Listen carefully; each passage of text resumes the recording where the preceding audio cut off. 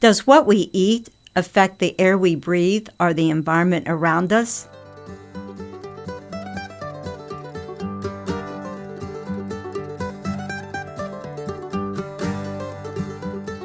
Welcome back to Rooted and Restless. I'm your host, Marianne Smith Edge. With all the weather conditions hitting the headlines, from drought, floods, or wildfires, we might want to think, is that just becoming the norm? Or is it the way we eat and live affecting the current climate? Well, today I have a guest that definitely can explore and dig into this subject. I am so pleased to have Dr. Frank Mitloehner. Frank is the professor and extension specialist at UC Davis, University of California, Davis, and director of the CLEAR Center. It's my privilege that I connected with Frank probably several years ago, almost a decade, definitely when I was on a panel at the California Dairy Summit, and then over the years. And best of all, Frank also is known as the greenhouse guru. So obviously we have an expert that can really dive into this whole issue around agriculture, food, and the climate. So Frank, thank you. Welcome. And I know you're a busy, busy man, so I'm so honored that you had a few minutes to talk with me today. Yeah, I'm very glad to do so. So I think the first question is, how did you get the title Greenhouse Gas Guru? Yes. Yeah, well, it was meant to be a funny title. Now I'm an animal scientist, and so I study the impact animal agriculture has on its environment, but also how the environment affects animals. And when Twitter came out, I was in need to find some kind of some kind of an internet ID, and so folks said, "Well, you're a guru of sorts, so in your field of greenhouse gases, you are probably the one." And so somebody said, "Why not greenhouse gas guru?" And I hesitated because I didn't want to sound strange, and I'm normally a humble person, but GHG guru sounded good, so we kept it that way. Well, and it's definitely appropriate, I think, because really talking about greenhouse gas emissions, methane, might be common in your world, and I've definitely had exposure to it in the last probably 10, 15 years. But, I grew up as on the dairy farm, and, I have to admit, I definitely knew about cow burps, but never really put the two together that perhaps what the methane was being released would have a larger impact. When did this discussion really start happening about connecting the dots between cows and environment? I think there's one very clear event that started it, and that was the release of a report that was published by the United Nations FAO, Food and Agriculture Organization, back in 2006. That report was called Livestock's Long Shadow. And this was the first time that an international organization really put the emissions from animal agriculture center stage, because they said not just 18% of our greenhouse gases come from livestock, but they also said that livestock's contribution to climate outweighed those from transportation. Now, that was a big pill to swallow. I couldn't believe it. My graduate students and postdocs couldn't either. And so I felt something had to be done, and we had to really look into this because it didn't sound credible to me. But the United Nations FAO is the world's leading body on agriculture and food, and so what they say really matters. And so I decided to do an investigation into their report, and that's something we do routinely as scientists.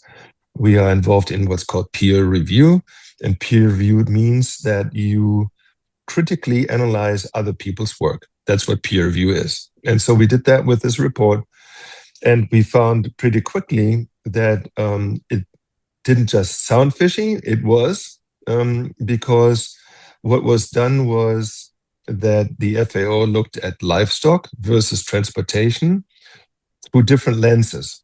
They use different methodologies.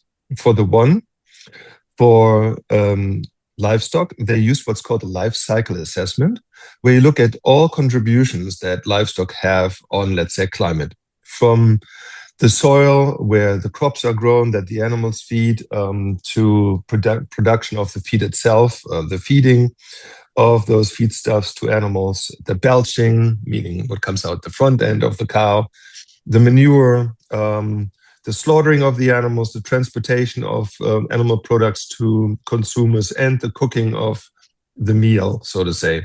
So that's called a life cycle assessment when you look at all of these contributions combined. For transportation, they didn't do a life cycle assessment, but they only looked at tailpipe emissions, meaning at these emissions that occur when you drive a car, the emissions that come out of the tailpipe of your vehicle. So they didn't look at what does it take to produce a car, the steel, the aluminum, the gasoline, the road construction, or in the case of airports, the airport construction or harbor construction and maintenance and so on.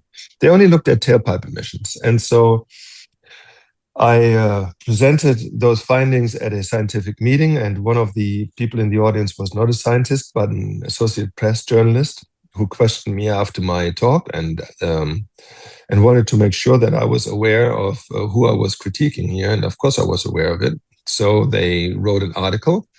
And during the investigation, they didn't just interview me, but also the FAO in Rome, the United Nations Food and Agriculture Organization. And much to my surprise, they immediately acknowledged their mistake and said, yes, we made a mistake and we will go back and correct it. And they did. But the horse had left the barn. Everybody who felt intrigued by the story, and there were many, who had a beef with beef, so to say, they continued that narrative and never stopped. And I thought that was very unfortunate because, yes, it's true, livestock does have an environmental impact. I think we are all clear about that. Most of our activities as humans do have an environmental impact. What we drive, what we wear, what we eat, all of that has an environmental impact. But I think it was really unfortunate to cast the blame to one part of our lives and really focus it in on that, namely the animal source foods we eat, as opposed to looking at lifestyle more holistically. Well, you've definitely given us a good history, and I didn't live it as closely as you have, but I definitely remember some of those, the long shadow, and then also even participating in one of the early summits with dairy around how to reduce the life cycle of, well, more from the milk after even back from production to the store. So, one of the other things that I think a lot of times when we see some of these UN reports is, and you definitely correct me if I'm wrong, is that a lot of times those numbers and impact, are based on world versus just looking at what's going on in the U.S. Is that a fair assessment? Yeah, that is a fair assessment. I mentioned the FAO first saying that livestock globally emits 18% of our greenhouse gases, 1/8. I felt that it was way lower, that global emissions should be around 10. Their 18 number was since reviewed and revised. Now they're at 11%, so they're very close to what we found in our research some 15 years ago.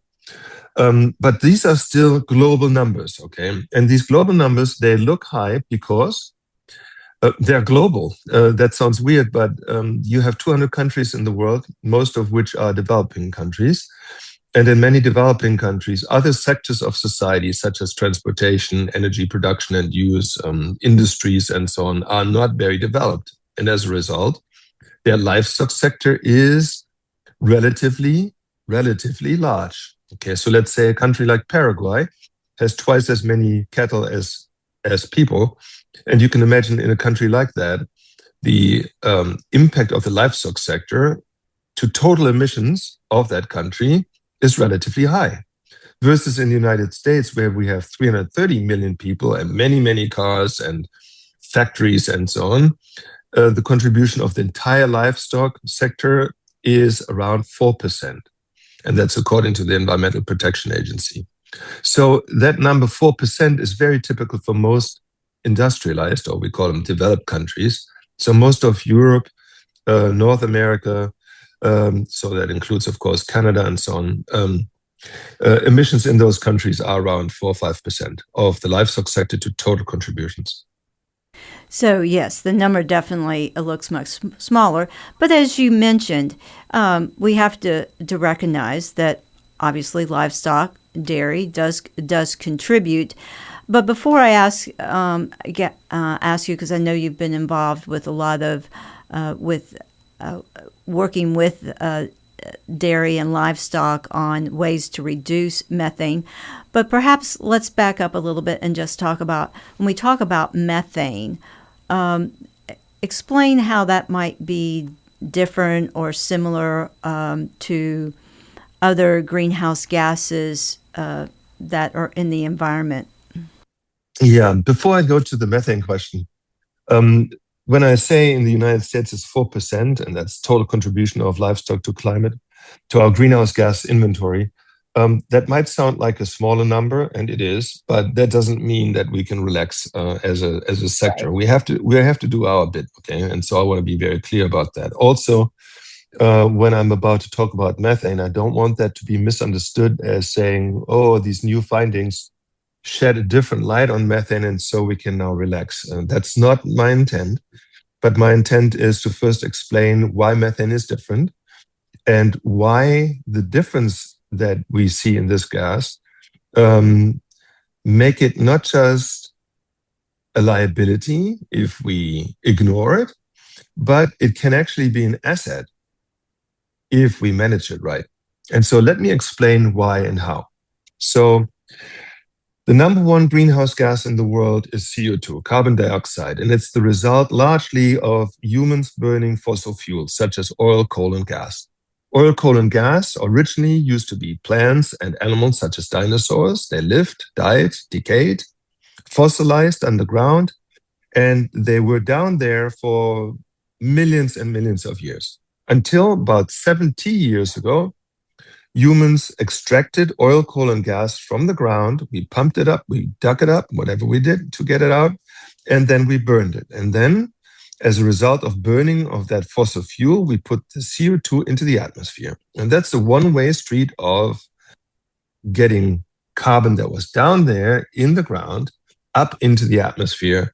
And now every time the sun hits those gas molecules, these molecules heat up and trap the heat. Much like a styrofoam cup that you use to drink your coffee from traps the heat of that coffee, but not very well. So does CO2. Now, there are other gas molecules. You mentioned one, methane, that traps the heat from the sun much more than CO2 per molecule. And that means it's almost like taking that coffee analogy that I mentioned earlier. And now you put that coffee not in a styrofoam cup, but you put it in a China cup. That China cup will keep your coffee warmer longer than the styrofoam cup. You could also put your coffee into a Starbucks $20 insulated cup, and there it stays warm really long. And the analogy for that, when it comes to gases, is nitrous oxide, a third greenhouse gas that traps the heat from the sun the longest. So if I give you some numerical comparison, it becomes clearer. So if CO2 were to get the number one for its potential to trap heat from the sun, methane would get the value 28. So one methane molecule is 28 times more potent trapping heat from the sun than CO2. And nitrous oxide, the third greenhouse gas, is 260 times more heat trapping than CO2. So you can tell there are differences across these different greenhouse gases. Some of them trap the heat more than others. And again, the analogy is a styrofoam cup versus a China cup versus a Starbucks $20 insulated cup. But there's another difference, namely that methane is not just produced like the other gases are, CO2 and nitrous oxide, but methane is also naturally destroyed. That means after about 1 decade of being in the air, methane meets another molecule that destroys it. So the lifespan of this gas is very short. It is a potent greenhouse gas. It traps a lot of heat, but it has a short lifespan. Again, it's about 1 decade versus CO2, which is lower in its potential to trap heat from the sun, but it has a lifespan of 1,000 years. In other words, every time that you, Marianne, have driven a car in your life or heated your home or whatever you did, burning oil, coal, or gas, every time you did so, that activity contributed to the warming of our planet. And all that CO2 that you have ever put out is still there, and it stays there for at least 1,000 years. Now, you have a dairy background, and I assume that you have a dairy at home, that your family has been in dairying. Let's say, and I don't know anything about your dairy business, but let's just say that your grandparents started it and your parents continued it, and today it's your business, and maybe you want to pass it on to the next generation. And let's just say that all generations had 100 cows. Your grandparents, your parents, you, and your kids, 100 cows. Then that would mean that these 100 cows would put out methane. They belch it out through the front end. Okay, it's not the back end, it's the front end of the cow that puts out the methane. And that methane would be in the air for 10 years. So the methane that those cows that your grandparents had was no longer there when your parents took over the show, but it was replaced by those cows that your parents had. Okay, and the cows that your parents had put out methane, but by today, that methane is gone and replaced by the methane that your cows put out today. What I'm saying is a constant number of dairy cows, same is true for beef cattle and so on, of course, a constant herd size will not add to additional warming, but to constant warming. If you increase methane over time, let's say by growing your dairy from 100 to 150 cows or to 200 cows, that would increase methane. And that increasing methane would increase warming. However, and this is really important in this context, if you were able to manage to reduce methane, then you have more methane destroyed than your cows replenish. And that would mean that you could reduce this gas, and reducing methane means you reduce warming. The same is not true for CO2. The same is not true for nitrous oxide. It's only true for methane because it's a short-lived climate pollutant. And what that means is that if our farmers learn to manage methane through use of anaerobic digesters or feed additives or better breeding, better feeding, if we learn to reduce methane, we reduce warming. And that puts us in a very different situation, namely in a situation where we're no longer just a liability to society as somebody producing methane, but where we as actors can actually reduce climate impacts of humanity. Well, Frank, you always, there's a reason why you're called a guru, because you always explain it so well. And I have to say, I'm not adding to the methane at this point or even balancing out, since the dairy farm sits without cows. But at this point, but to your point, and it makes, I think it's so important, because typically that whole talking about how long methane versus carbon dioxide or others in the air is not really explained. So let's talk a couple things that I raised, and you mentioned some of the factors and some of the technologies, and I've had the opportunity to be at the Clear Center just late last year to see what is going on to really look at how to reduce that methane.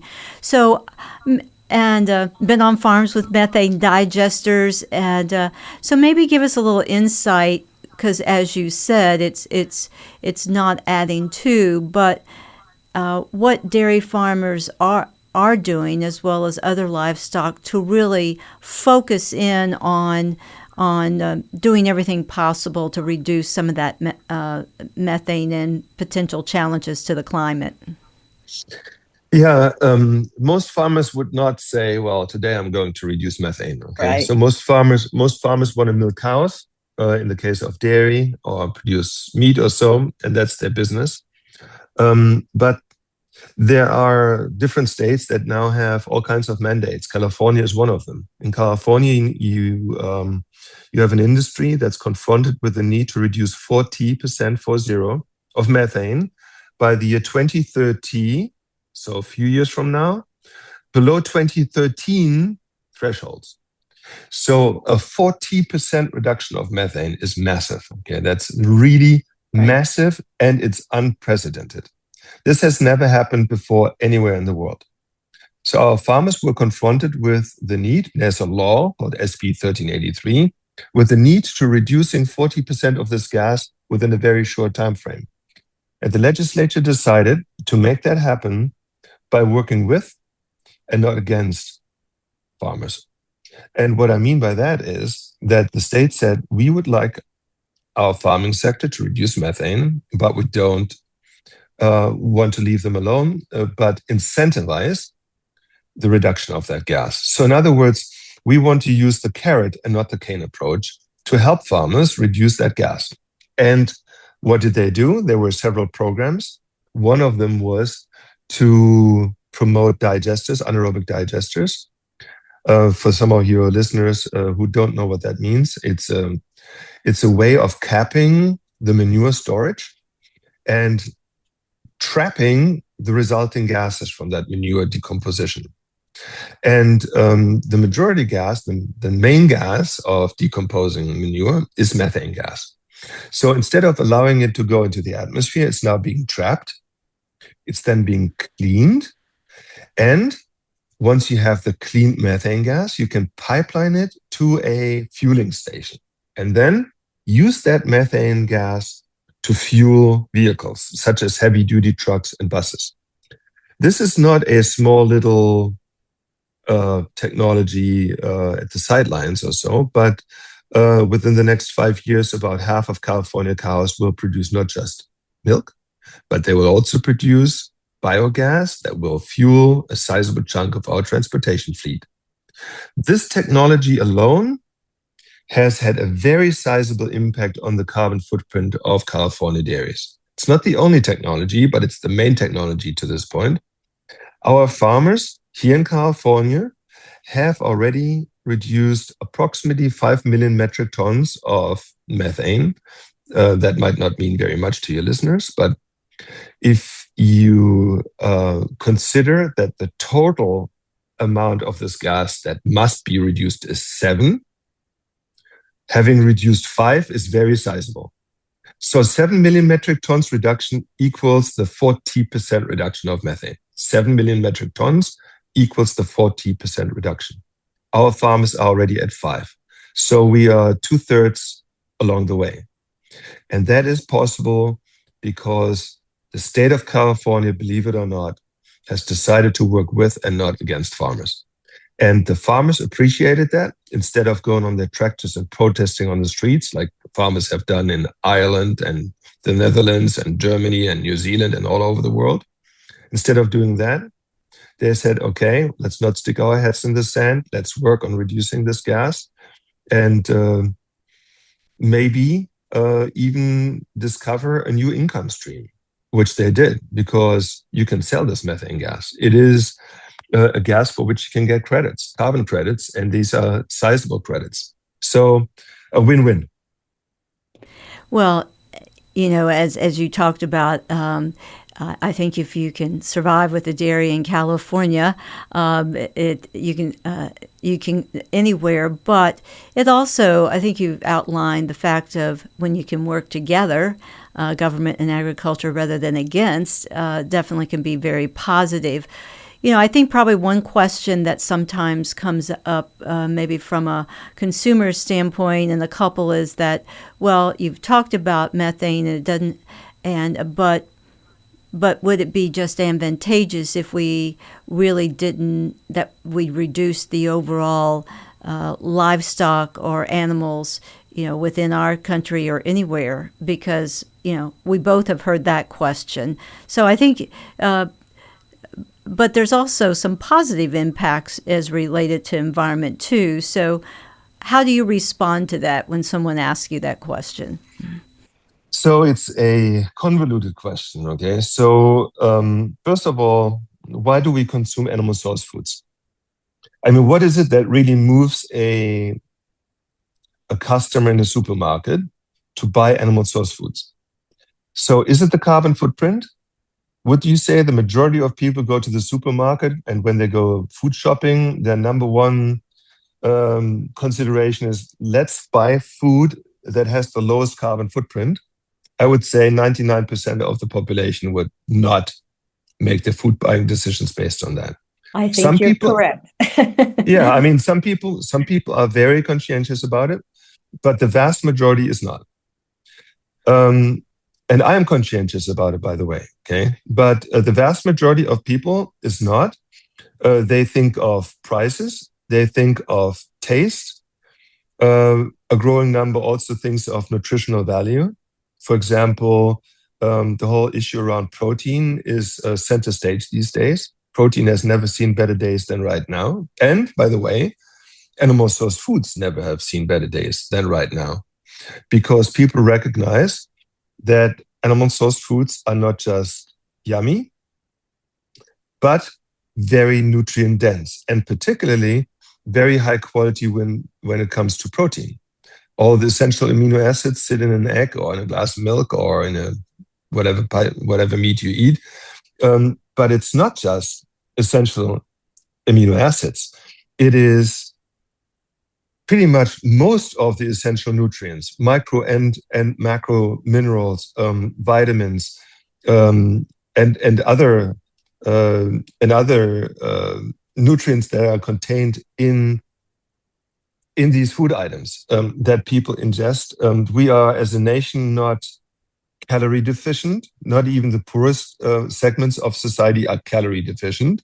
In fact, the most impoverished people in the nation don't suffer from undernutrition, but oftentimes obesity. And why is that? Because they eat the wrong stuff.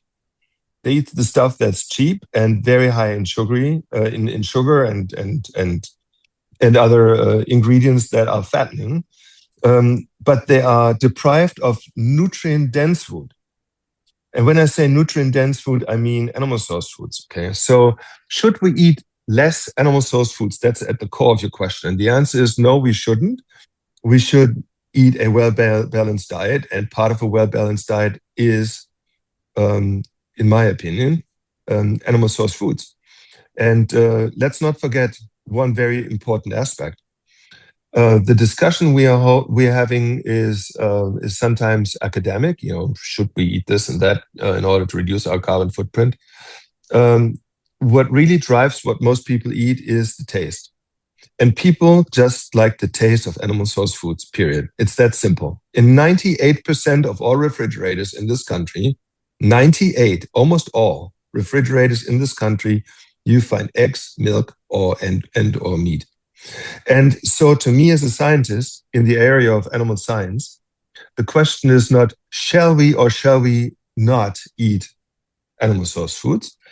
But the question is, how do we produce these foods in the most sustainable way, in the most animal-friendly way, in the least environmentally impactful way, in a safe to consume way? How do we do that? Okay. This whole discussion of shall we get rid of animal source foods and all eat only plants or mostly plants and so on, this is a discussion that happens in the ivory towers. It's not happening on the main street.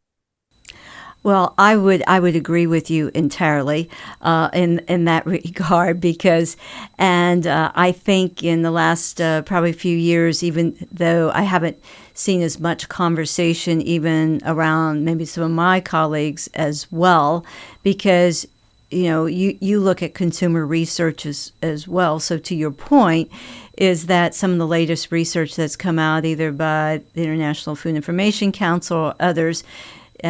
What drives individuals to buy food? It's always taste, followed by price, and and this year convenience was definitely the issue. The next that really jumped, and then helpfulness. And I totally, I totally agree with you when we talk about impact. Is that sometimes I think when we've looked at environmental impact, we haven't compare that to really the nutrient density of some of the foods that you've just mentioned. So, agree that at the end of the day, you've described how we definitely can provide, the protein foods in a way, but definitely lessen the environmental impact. I'm curious, Frank, with all that you deal with animals, with all your involvement in animal science, and we mentioned nutrient-dense and animal-based protein. In today's world, where do you think the direction is of looking at some of the alternative proteins or cell culture meats? It seems like that maybe the push or some of the evolution or technology, I know it's still there, but where do you think that is on the priority scale at this point? So if you had asked me that question 5 years ago, you would have gotten a very different answer compared to what my answer will be today. 5 years ago, there was this hype, and you saw an Impossible Burger on every menu, and not just someplace, but in the center of it, and oftentimes framed as a special item that everybody should try. Today, not even here where I live in the People's Republic of Davis in California, not even here you find those things prominently placed anywhere anymore, neither on menus nor in supermarkets. If I go and try to find these products today, I might find them, but I really have to look. And 5 years ago, they were prominently placed. When I look at the stock market prices of some of those main brands, they went from $200 to less than $1. I'm glad I never bought these stocks in my life. I also tried them myself. I wanted to know what do they taste like, and I have to tell you, they didn't taste bad. I didn't particularly like them, but they didn't taste bad. But when I looked at how they were produced, I decided, you know what? It's not for me. This is just another piece of junk food that I don't need to put into my body. And that's why I opposed it. These plant-based alternatives have always existed. In the past, they were titled differently. They had different names, but tofus and those things, they have always been in the supermarket. They were replaced with more modern alternatives. Some of them survived, many of them didn't. I have zero confidence that cell-based alternatives will ever become anything big. I do not believe that for a second. And one of the reasons is that as department chair here at Animal Science at UC Davis, I have insights as to how stem cell researchers produce these cell cultures and keep them alive, how they feed them, and how to keep them healthy. And when I see what they need to do to keep a petri dish of a medium with the cells that grow into organs, what they need to do to keep that alive, that these cells have to be under sterile conditions, and even a little bit of contamination can cause the immediate collapse of that cell culture. when I see that, then I'm absolutely certain that this will never become reality, because in order to replace the original, let's say what a packing plant produces in a day, you would have to have massive vessels that are totally sterile. And I don't think there's any chance that that will ever happen.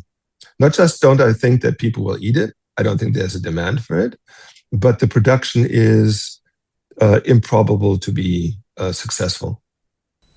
Well, thank you for your very knowledgeable insight. I would say, from my standpoint, I would, just seeing some of the consumer aspects and what's being written, that definitely concurs with the knowledge that definitely from within. So as we wrap up, I'm we talk about, a lot of our conversation has been around looking at science and science-based and evidence-based. And, we know the environment's been a little rough on science lately. How do we restore, as academics and science-based professionals, how do we help restore the trust in science with consumers? Oftentimes I find that my colleagues are not the best in communicating, okay, to say the least. They are good at talking to each other. They're good at critiquing each other and so on, using terminology that they are aware of, but nobody else. It's just like going to a doctor, okay? Oftentimes you go to a doctor and you have whatever kind of concern, and then you hear the diagnosis and you don't really understand a word that person just told you. Okay, so and you scratch your head. Everybody knows what I'm talking about, right? This is a common occurrence at a doctor's office. When it happens to me, I make sure to tell that doctor, look, I don't have a medical degree. I'm not a dumb person. I don't have a medical degree. Please boil it down to me. I think it's very important that we learn to communicate better, that we learn to boil things down to be understandable, because it's not that we are dealing with dumb people. We are dealing with intelligent people, but we are using our specific terminology, one that only a few select people understand, and that's a problem. We are in the ivory tower, and we must come out of it. And that's really, really important, and something that we have traditionally been poor at. And that's true for your area of work, and it's true for my area of work, and it has to stop, because we serve the public. We serve, in my case, I serve the farmers of this country and the world. I serve customers, policymakers. They all want to know, what is the impact of livestock? How can we reduce it? Is it really a big deal? Should we get rid of it? And so on. They have legitimate questions, and we have to answer them in a truthful way. That's number one, but also in a manner that's understandable. And that's number two. My father passed away 5 years ago. And before he passed away, he said to me a sentence that I'll never forget. He said, Frank, do good things and talk about them. And what he meant by that was, do your research, publish it, do work with students and postdocs and so on, get the work done, teach. But don't stop there. You have to communicate the impact that you have in ways that people understand. Otherwise, your impact will not be seen and will not be felt and will not matter. That is valuable information that I take to heart as well, and you do such a great job. I mean, who's not going to remember all the coffee examples that we just talked about? So, this whole podcast concept was really started around that every food has a story, and it's not as simple as you think. And I think we've definitely talked about the complexity today. But what is your food story? I mean, beyond animal science, what's something that when we think, what is a food story that means a lot to you? I'm a total foodie. My family is a family of foodies. we just celebrate food. We celebrate farming. We go to the farmers market, let's say, and one of the reasons is we want to connect with farmers and see and greet the people and talk to them that grow our food. Of course, we don't just buy food at the farmers market, but we make a point of doing that too. And so my kids are 11 and 13, and so they are at this age where you start living your own life. And but one thing is for sure, we are always very connected over the dinner table. Okay, and this is very, very important to us. And I make a big effort to teach them how to find good food, how to prepare good food, how to celebrate it by eating it. And I think this is really important, that we stop being so making it a contentious issue, making it almost a culture war issue, have food fights, literally have food fights, when indeed it's such a beautiful thing, such an important part of our lives. I think food deserves something better than what we have made it to be. Oh, I agree with you. You know, some of the best conversations are around the table with food, and I'd like to think that we're sharing a virtual table today, Frank, because it's truly been a delight to have you as a guest. I always can learn. I learn so much from you. Love to have the conversation, and maybe we can do this again sometime when your schedule allows. So. Thank you once again. It's great to really get to the details and provide such insight for understanding the bigger picture around food. So thanks for your time, Frank. The pleasure was mine. Thank you. Thank you for listening to Rooted and Restless. It's all about digging deeper into the behind the scenes about food, agriculture, and nutrition, because after all, every food has a story, and sometimes it's not as simple as it seems. Subscribe to Rooted and Restless wherever you listen to podcasts, or find us on YouTube.